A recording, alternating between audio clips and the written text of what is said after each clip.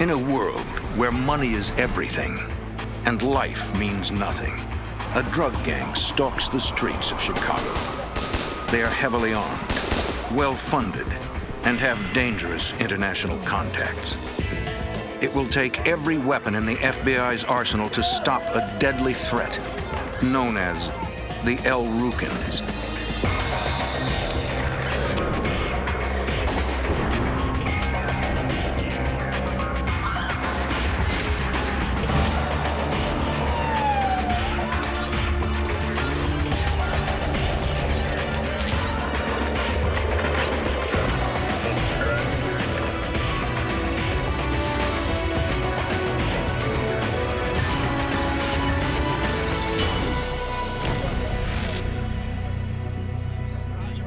In the 1980s, the drug trade ravaged Chicago's inner-city neighborhoods. Heroin and cocaine sales soared. Violent crime threatened to destroy the community. I'm Jim Kallstrom, former head of the FBI's New York office. As drug profits grew, gangs ruled the streets. One of the most dangerous was called El Rukn. Agents teamed up with state and local police to bring them down, but in the process, uncovered a bizarre and frightening terrorist plot.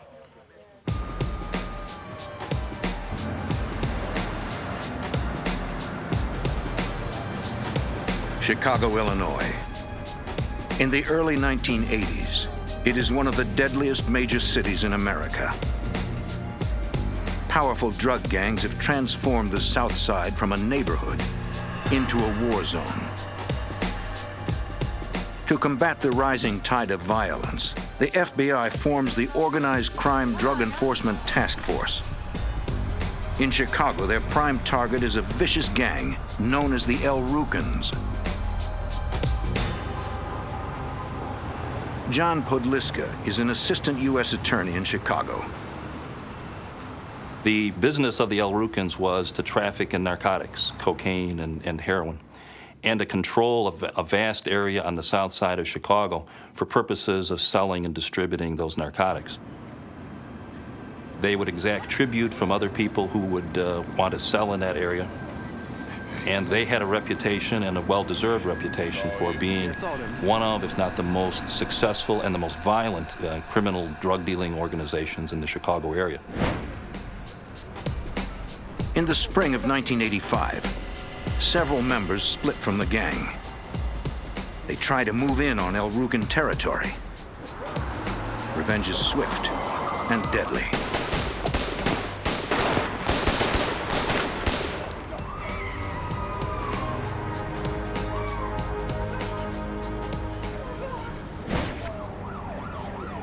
Chicago's South Side is gripped by a vicious turf war.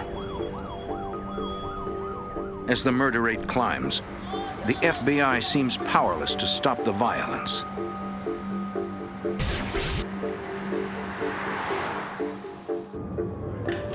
Then, in May, an informant gives agents a tip. Several members of the El Rukn gang have left Chicago. They are hiding out in a house in Cleveland. Many of them are wanted for murder.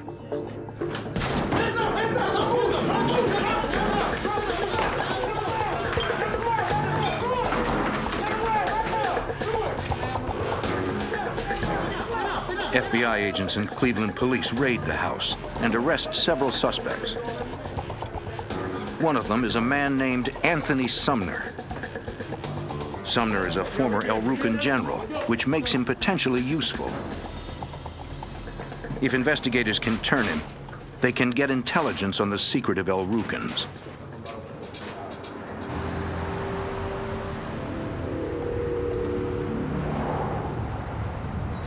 Sumner, how you doing? Detectives question Sumner for hours. He implicates himself in a double homicide in Chicago and is facing serious time.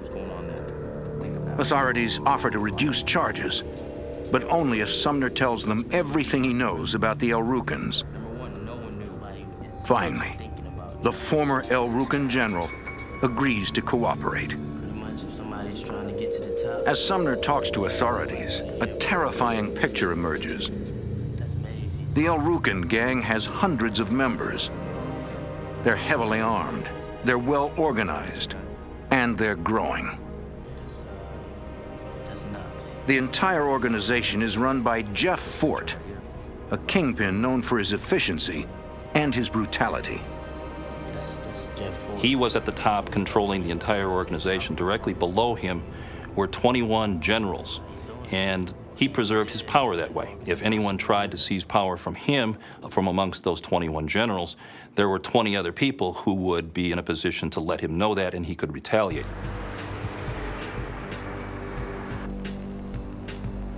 Authorities thought they had taken Ford out of commission. In 1983, he was convicted of cocaine trafficking and sentenced to 13 years in a Texas prison. According to Sumner, Jeff Fort continues to run the El Rukns.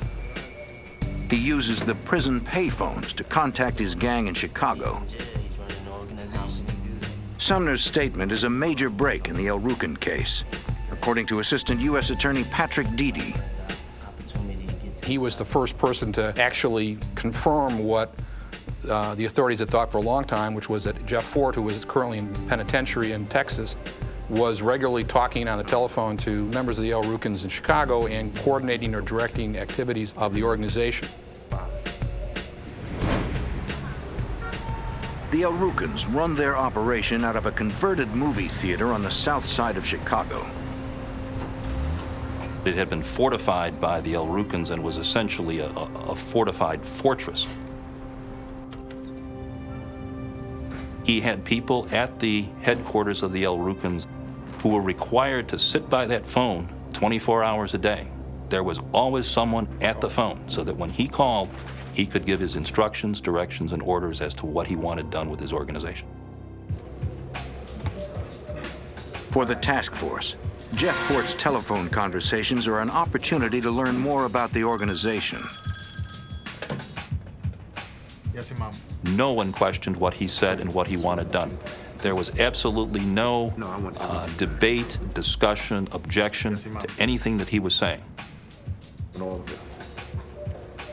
And so the FBI over the summer 1985 began to develop evidence to provide a sufficient probable cause to go and to begin to listen to these conversations.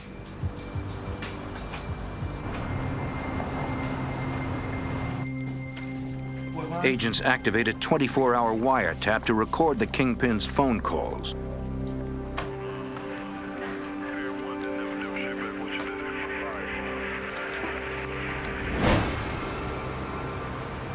Tom Coram is a former special agent with the FBI. In 1985, he is assigned to the Drug Task Force and the El Rukn case. The technicians installed the wiretap equipment through the telephone company. Nothing was actually installed at the prison. We did all of our monitoring. In fact, in Austin, Texas, which was 40 to 50 miles away from Bastrop, Texas, where the prison was located. We were really stunned when we started hearing the conversation from Fort, because he was speaking with key gang leaders in Chicago, and what we were hearing was just strings of words. Jeff Fort and his gang are talking in code. And the kinds of series of words that we would hear said would be things like, in the science of Taku, love, truth, perfect man. And we had no idea what these words meant. And we couldn't establish any form of reference to figure out what he was saying during these conversations.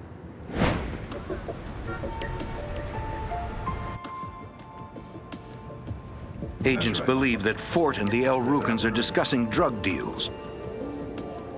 Okay. But until they crack the gang's code, they can't prove a thing.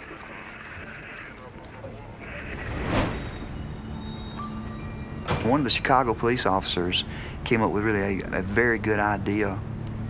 Chicago Police Department had uniformed officers almost on a daily basis make some sort of contact with the El Rukn gang members just to let them know that the Chicago Police Department was in the neighborhood and that they were being watched. And so the Chicago detective came up with the idea of having one of the uniformed officers go up to the gang headquarters, speak to one of the gang leaders while Jeff Fort was on the telephone, and see if the gang members would encode what the police officer had said to the gang member and then feed it back to Jeff Fort in the coded form. And what we heard was the gang member come back up to the telephone where Jeff Fort was on the phone at the time and then encode that statement that had been made to him by the police officer. So at that point, we learned the code words for one, the word for pound, and the word for marijuana. Now what about? And the word for marijuana we found out at that time was perfect man. Again?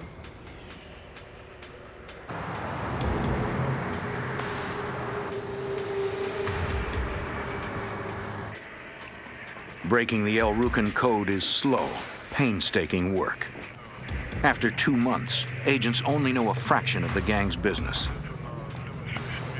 We realized that we were missing a lot of the calls that were being made from other phones at the El Rukn headquarters in Chicago. So we knew that the operation that we were running in Texas needed to be concluded, and we needed to set operations back up in Chicago and begin monitoring all of the phones inside the gang headquarters in order to get the whole story. In December, Agent Coram and his team decide to move the wiretap operation to Chicago. They establish a new listening post near El Rukn headquarters. As authorities activate the new wiretap, they encounter a familiar problem. When we turned the wire on in Chicago, I found that once again I was hearing words that I didn't understand. The El Rukn gang is using a new code. They may have found out the FBI was listening. Once again, Agent Coram can't understand what they're saying. It was like we had to start all over again when I thought we would be able to pick up where we left off when we shut the operation down in Texas. Hour after hour, Coram listens to the recordings. He slowly pieces together phrases. Yeah, he's talked about New York Something is different. and Libya. Something has changed. Some of the words I started picking up were words like up. I started hearing words that related to travel, and there hadn't been any words that related to travel during the Texas operation. I started hearing references to New York, and I eventually heard a reference to Libya that really caused me to be really, really concerned about what changes had occurred during the 3 or 4 months that we had not been monitoring the telephones. It's a chilling discovery. Libya, a rogue nation in North Africa, is suspected of state-sponsored terrorism. A well-armed drug gang, combined with foreign terrorists, could pose a deadly threat to national security.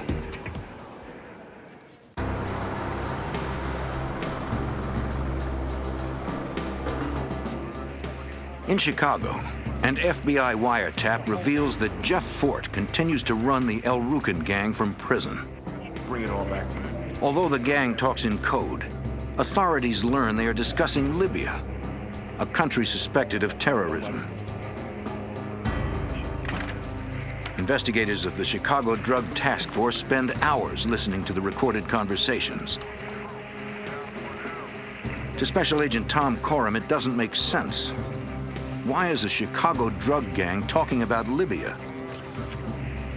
I went back to the beginning and started listening to the conversations again, and I started piecing the bits and pieces of the conversation together and came to the conclusion that they were talking about having met with someone in Libya who was going to provide them with money for destroying an airplane here in the United States.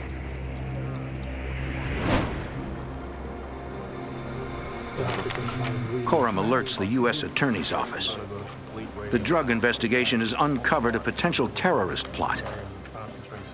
The FBI calls in the Joint Terrorism Task Force.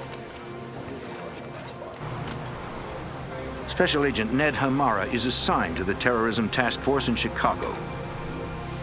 We took it seriously because we had no idea whether it was real or not. It was decided that the Terrorism Task Force take over the wire and continue an investigation to determine what, if anything, was going on.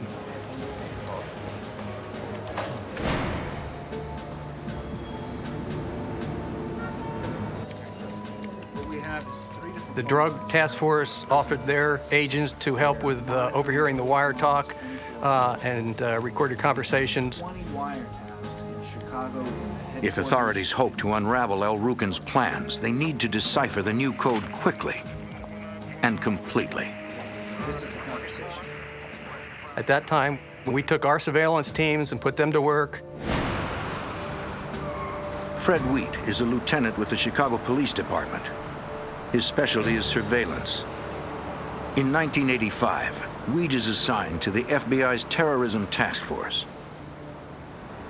We were brought in because they knew that they would need surveillance, and also that a number of the Chicago police officers had worked El Rukns before and would be helpful in setting up the strategy to work this organization. The surveillance team's job is to make physical observations that can be compared to the information agents are hearing on the wiretap. We basically had round-the-clock surveillance on different members of the group who were involved with the conversations with Jeff Fort. We were watching those members and just trying to follow their activities.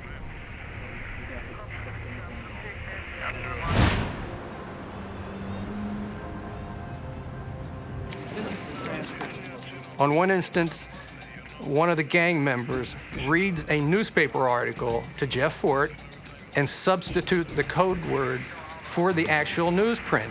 So, I mean, we had a verbatim interpretation of some of those code words because he describes an incident on the south side of Chicago where there was a shooting involving a landlord and a neighbor of some sort. And so we were able to take those code words and go back to previous conversations, insert them into conversations, which solved a lot of our deciphering of some coded conversations.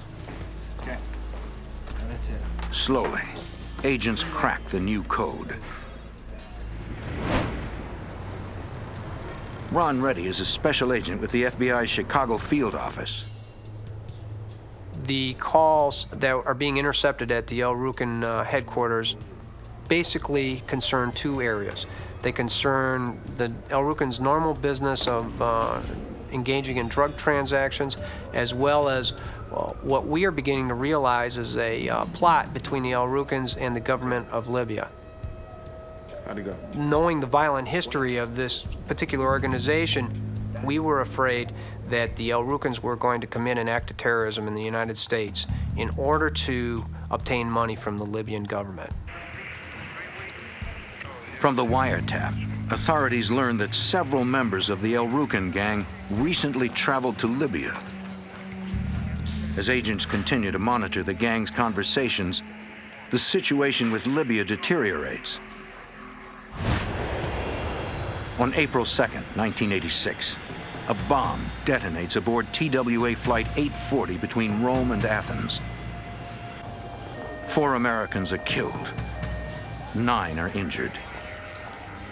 The FBI suspects the government of Libya and President Muammar Gaddafi are responsible for the carnage.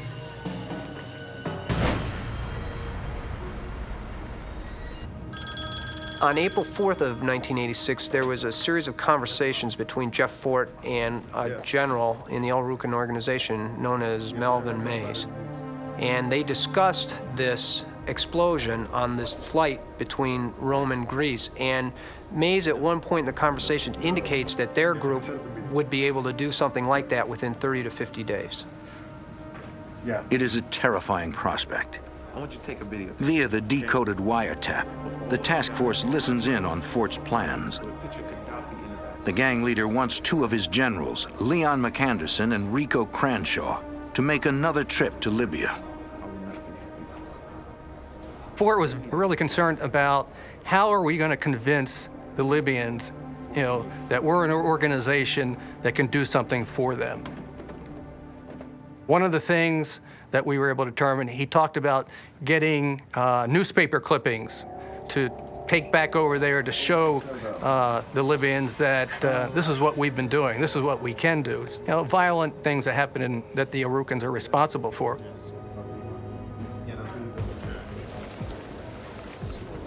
The whole idea was to convince the Libyans that the El Rukns were an organization big enough to commit some significant terrorist activity or acts in the United States on their behalf. We believed it was a real threat. If McAnderson and Cranshaw return to Libya, federal agents will not be far behind.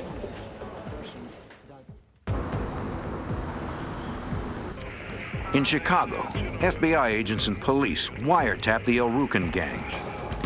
Two of Jeff Fort's generals are planning a trip overseas to convince Libyan officials that El Rukn can perform terrorist acts within the United States. Travel restrictions to Libya make the trip impossible. Ron Reddy is a special agent with the FBI assigned to the Joint Terrorism Task Force. The United States had just engaged in at least 2 military actions against the Libyans, and the El Rukns knew that the Libyans were under scrutiny from the United States government. The El Rukns, as well as the Libyans, felt that the safest place for them to meet would be in Panama, which they called the Straw Hat. That was their particular code word for Panama. Cranshaw and McAnderson, two high-ranking El Rukn generals, will make the trip to Panama City. The task force needs surveillance on both men from the moment they leave Chicago until they return.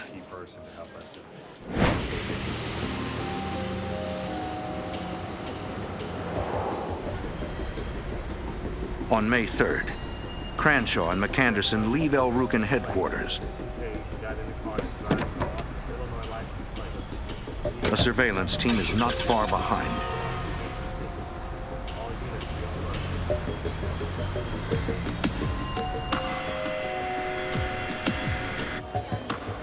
The El Rukns board a jet in Chicago, bound for Miami. From there, they fly to Panama.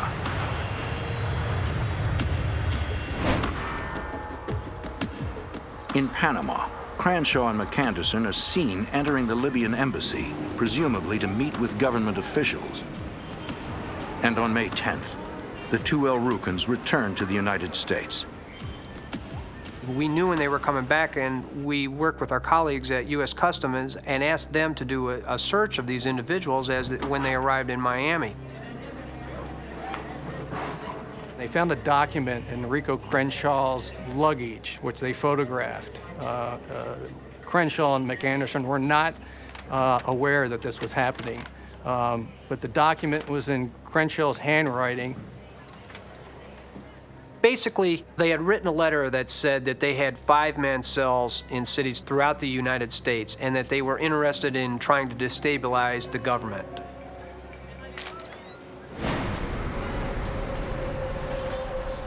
The next day, on May 11th, the task force intercepts several telephone conversations between the two El Rukns and their leader, Jeff Fort. Cranshaw and McAnderson tell Fort the Libyans have agreed to provide financing. They will deposit the money in a Panamanian bank in the United States. An attorney they met in Panama will contact them shortly. For the task force, it's a terrifying development. But agents don't have enough evidence to prosecute the El Rukn gang on conspiracy charges. In order for the FBI to establish that a crime has been committed, we must collect enough evidence to prove beyond a reasonable doubt that the conspiracy had actually taken place and that there was an intended goal of the conspiracy. And we had to prove that there was a serious plan to commit an act of terrorism here in the United States.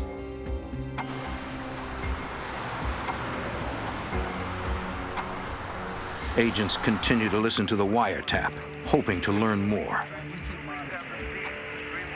During June, Fort talks about sending El Rukns over to Libya to learn bomb-making skills. He said we can send some of the soldiers or members over there. They could learn how to make bombs. Those individuals can come back to the United States and teach other members how to make bombs. As alarming as this scenario is, it's still not enough to prove a conspiracy.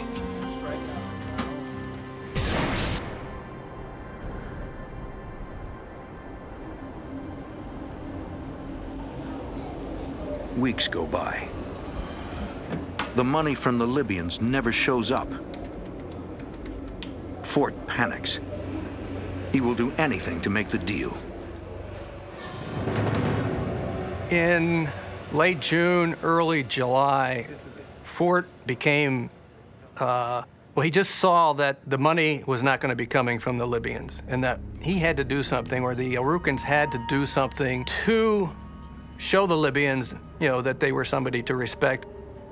He talked about damaging a government building. He talked about planting bombs. He talked about blowing up an airplane. And he talked about getting a rocket, one that you can use once and throw away. So we figured, okay, how can we address this issue? Through the wiretaps we're hearing. Fort wants to buy military-grade weapons. The task force decides to use it to their advantage by becoming El Rukn's sole supplier. Okay. So enter Special Agent Willie Hulon. Willie was on the drug task force. He had already made one drug buy with Alan Knox through an FBI cooperating source. Alan Knox is a high-ranking El Rukn. Agents assume he is aware of Fort's plans.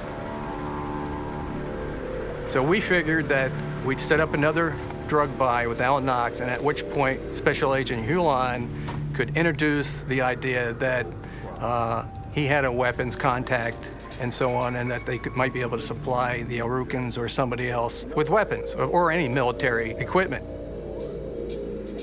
He mentions that he has a friend who works at a military base, a friend who can steal weapons. Knox is interested. Willie Hulon is an amazing individual. He's cool, calm, collected, works well under pressure. He was ideal for this situation. His knowledge of the street gangs, his calmness in operating sources, and Willie was perfect for this role. Knox tells Hulon about the kind of weapons the gang wants to buy. They were interested in grenade launchers, and so when he described the grenade launchers, he said it's the type that Clint Eastwood used in the movie, which obviously is a law rocket. The M72 Law rocket is the U.S. Army's primary light anti-tank weapon. The shoulder-launched missile can penetrate a foot of armor at a range of over 200 meters. It can destroy a tank, a building, or even a low-flying airliner.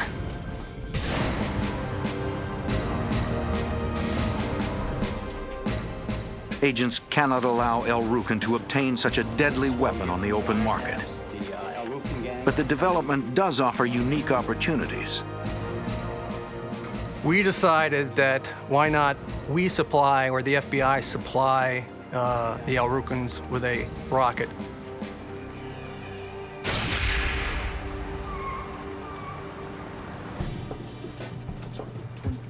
Special Agent Willie Hulon negotiates with Alan Knox on the price. You guys doing all right? Thank you. Yeah. He tells Knox he can get Law rockets for $1,850 apiece. Got a man on the inside.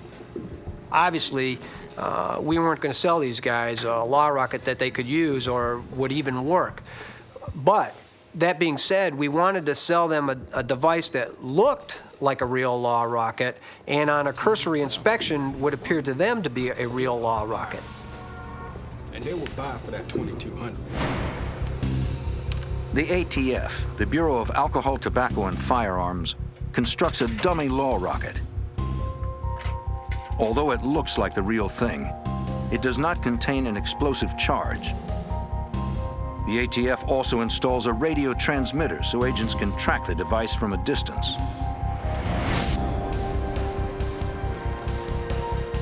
The inert rocket is ready. The trap is set.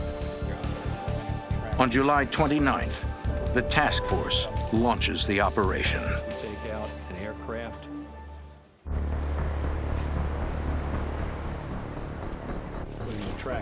On July 29th, 1986, the FBI's Joint Terrorism Task Force launches a complex sting operation. Agents will attempt to sell a dummy law rocket to the El Rukns, a gang of vicious drug dealers who are willing to sell out their own country to Libyan terrorists. Gang leader Jeff Fort takes the bait. He tells Alan Knox to set up the buy. And we're hearing this on the wiretap after the meeting, so we know that it's going to go forward. The arrangements which were basically given to us by the El Rukns was we were going to meet them where the transaction was going to occur. The task force meets to plan the sting operation. The sale of the law rocket will go down at a hotel in Lansing, Illinois, 30 miles from Chicago. Normally, we would have never conducted an undercover investigation like this because of the extreme danger to Agent Hewlett. But the fact that we knew that the El Rukns were dealing with the Libyans, we had to weigh those risks and ultimately decided that we could do it safely, that we could make the transaction safely and protect the life of our undercover agent. Surveillance teams will form the outer perimeter, 4 blocks from the hotel. Like I said, ultimately, SWAT and undercover teams will form an inner perimeter, stationed in and around the hotel. what's going to happen on our operation. At this point, we have the north, south. On July 31st, agents from the FBI, the ATF, the DEA, and the Chicago Police Department deployed to the hotel in Lansing, Illinois. They cannot fail. The lives of hundreds and possibly thousands of people are at stake. On the night of the law rocket deal, we probably had in excess of 50 individuals spread out through different areas.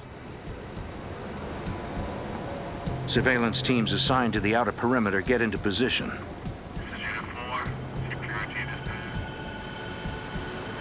At 6:30 p.m., a car enters the perimeter.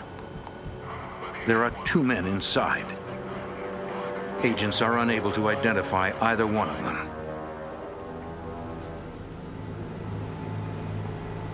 Detective Wheat's surveillance team picks up the incoming vehicle.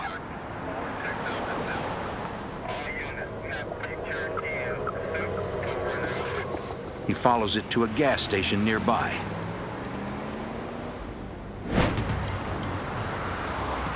At the gas station, Wheat is able to make a positive ID. Melvin Mays is the driver. Alan Knox is in the passenger seat.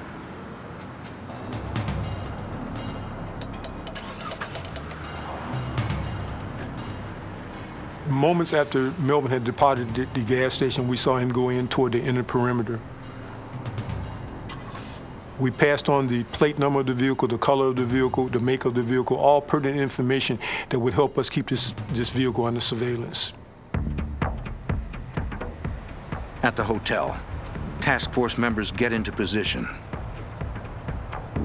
We had a complement of SWAT, other surveillance people, other case agents in adjacent rooms, down hallways, different floors. Everything to control that situation. We didn't want people from another floor coming up. We didn't want to have citizens who weren't a part of this deal getting caught in the crossfire if that happened. The outer teams were prepared to move in to help secure this area in the event that things went wrong, so that it was plenty of firepower there on hand to deal with any situation that might develop.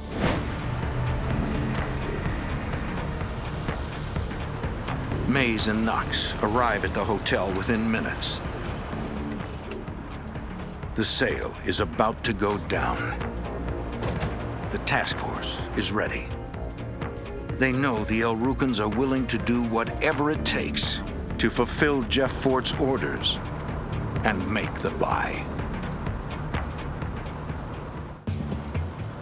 On the night of July 31st, 1986, 2 members of the El Rukn gang arrive at a hotel in Lansing, Illinois. They have arranged to purchase a light anti-tank rocket. Their goal, to prove to the Libyan government that the El Rukns can operate as terrorists for hire. They have no idea that the man they are dealing with is an undercover FBI agent. Members of the Joint Terrorism Task Force can hear every word of the transaction. Detective Fred Wheat and his surveillance team is stationed 4 blocks from the hotel. We heard a knock on the door. We could actually hear the physical knock. We heard some voices and someone asked who it was, etc. He was admitted into the room. We could hear them negotiate or talk about the sale of the rocket.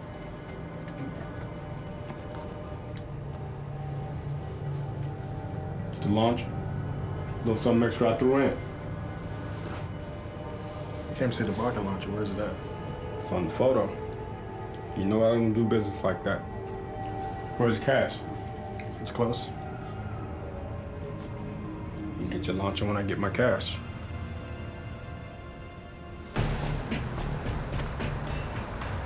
A few minutes later, Melvin Mays leaves the hotel. He needs to get final confirmation from gang leader Jeff Fort before the sale can be completed.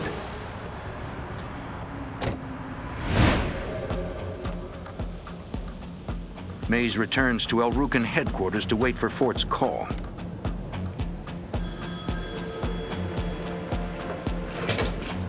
Yes, ma'am. Jeff Fort controlled every aspect of the El Rukn organization, to include this transaction. The wiretap picks up the phone call between Mays and Jeff Fort.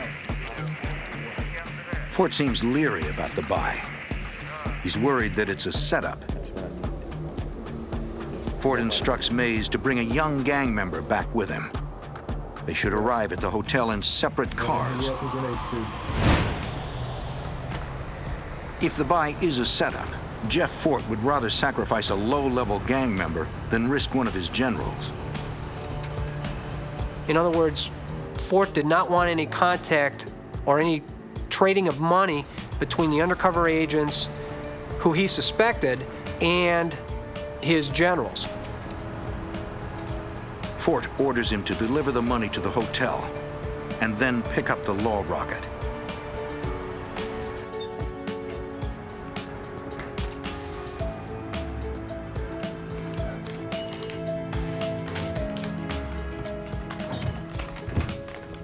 The sale goes off without a hitch.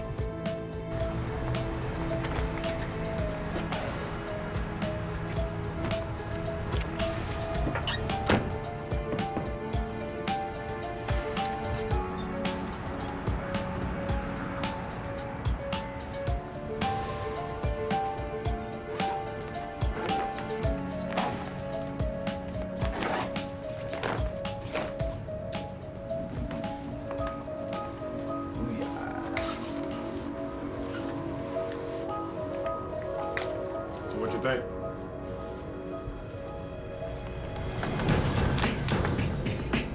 Thank you, sir. Still all there, right? Pleasure doing business with you. What we can continue. All right. Thank you.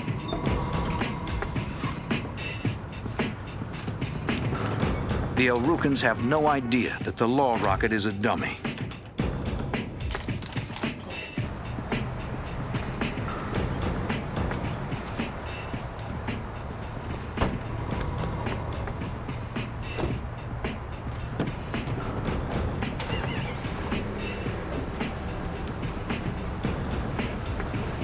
The low-level El Rukn takes off in the direction of Chicago.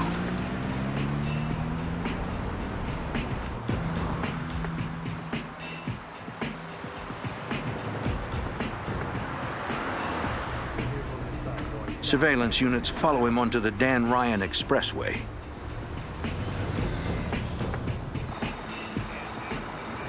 At that point, we had surveillance behind them, in front of them, on the side of them, down the expressway, coming on at certain exits, getting off at certain exits. Suddenly, the young gang member transporting the law rocket pulls over and stops.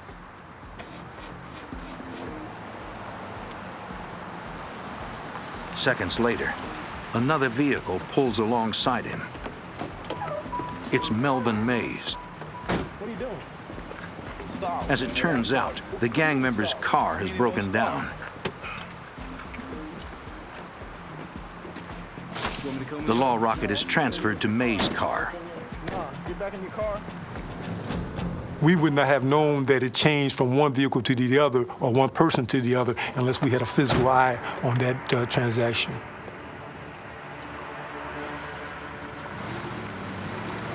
The law rocket had been equipped with a radio transmitter, and we were using electronic equipment and physical surveillance to follow the rocket back to where they eventually stored it.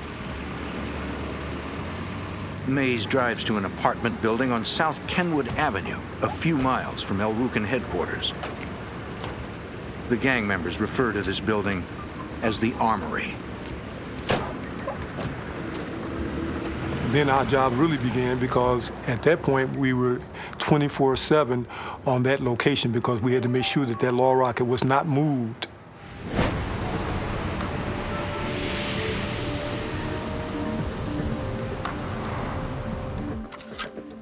Special Agent Ned Hamara continues to monitor the wiretap. A couple days went by. Fort's fears were allayed that they weren't police, and in subsequent conversations, he says, okay, let's buy 5 more. You know, we want 5 more, and we're gonna test one. Task force members are worried. Fort has chosen a target to prove his terrorist capabilities. He intends to kill a Chicago police detective. The detective who was kind of, he worked for the Gang Crimes Chicago Police Department, who was kind of a thorn for many years in the El Rukn side. They hated him, and they figured, okay, we're gonna buy some rockets, but we're gonna use one, and we're gonna test it on him. Gentlemen, according to the wiretap, The attorneys and the agents all made a decision, okay, let's take it down now. Let's not wait any further, because we figured if they tried to test the law rocket, they're going to determine that it's a dummy rocket and it's going to blow a lot of people's cover. The FBI makes a dangerous call. It's time to take down the El Rukn gang and put Jeff Fort behind bars forever. The FBI has the El Rukn gang on the hook. They have surveillance photos and wiretaps of the gang purchasing a dummy law rocket. From his prison in Texas, gang leader Jeff Fort instructs the El Rukns to buy 5 more rockets. He wants to test fire one of them to prove that his gang can perform terrorist hits for hire.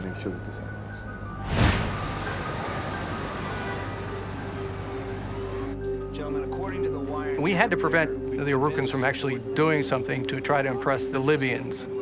We felt it prudent at that time that we'd gone along far enough, we had enough evidence to at least put them behind bars for at least weapon charges, if not the terrorist activities. We weren't going to take the chances that they were going to get a law rocket from an outside source and use it. A live law rocket in the hands of a violent gang like the El Rukns would be catastrophic. I think everybody decided it was time to take it down.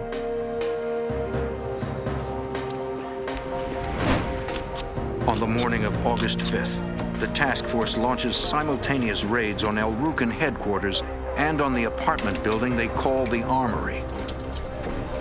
That building at 39th and Drexel was a fortified fort. It had steel doors on both the front and rear and iron gates across the other doors. We had to use a burning bar that day to gain entry into the fort to execute our search warrant. Go, go, go, go, go, go!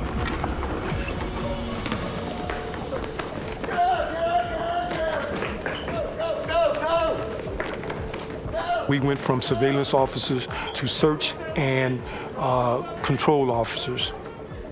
We began systematically arresting across the city all individuals that were involved in this plot. In an office at El Rukn headquarters, authorities find travel itineraries to Libya for Rico Cranshaw and Leon McAnderson.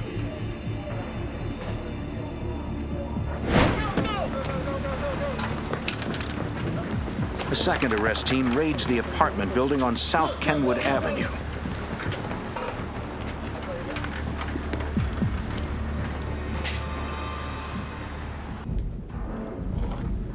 I was at the location on South Kenwood. Our main objective was to find the law rocket. We're walking all through the complex, you know, behind the ATF agent who's got the beacon, and he's going upstairs and downstairs and all around. Oh, it's getting fainter, we're getting stronger. We were in there for, you know, it seemed like a half hour, and we're walking and we're still not getting it. Finally, we go down into the basement. And this is a rat-infested, roach-infested location. But when we're going down the stairs, it gets louder and louder and louder. It's getting stronger right out here. Finally, we decided it's got to be under the stairwell. So we ripped open the stairwell, and sure enough, the law rocket was there, along with about 35 other assortment of automatic weapons that we discovered. Some of them were submachine guns. Who knows, you know, how many weapons were used in crimes or murders or what. The main thing, we got the law rocket back before they were able to determine that it, you know, was an inert or dummy law rocket.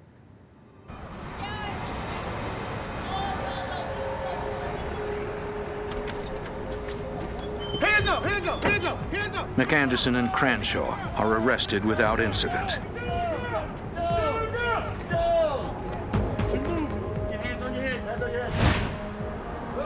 Alan Knox is also taken into custody.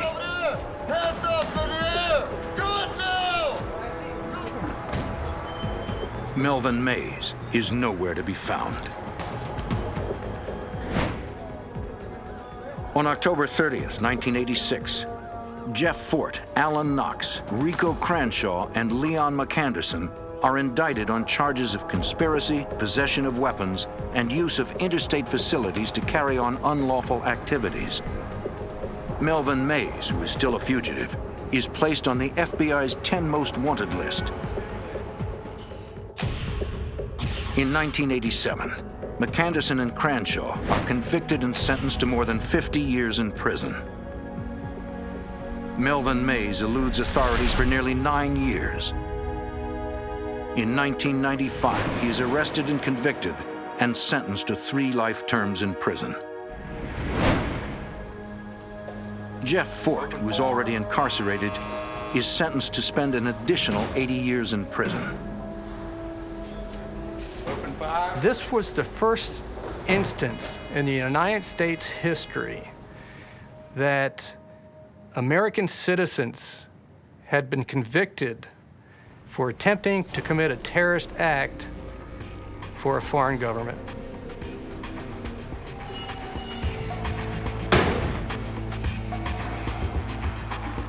For Chicago police, the El Rukn case is a major victory.